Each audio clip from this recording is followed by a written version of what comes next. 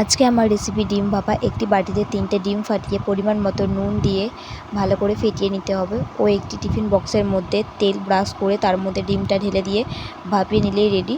তারপর ছুরির সাহায্যে পছন্দ মতো পিস করে তেলের মধ্যে ভেজে নিতে হবে।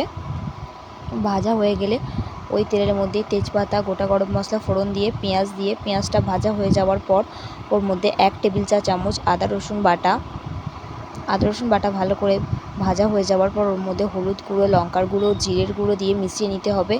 এবার আগে থেকে কেটে রাখা একটা বড় টমেটো দিয়ে দিতে হবে ও স্বাদ অনুযায়ী লবণ, 2 চা চামচ টমেটো সস দিয়ে ভালো করে নাড়িয়ে কষিয়ে নিতে হবে মশলাটা। তারপর পরিমাণ মতো জল দিয়ে ফুটে আসলে আগে থেকে ভেজে রাখা ডিমের পিসগুলো দিয়ে জল শুকনো হয়ে আসলে উপর থেকে গরম মশলা গুঁড়ো ছড়িয়ে নামিয়ে নিলেই রেডি গরম গরম ডিম ভাপা।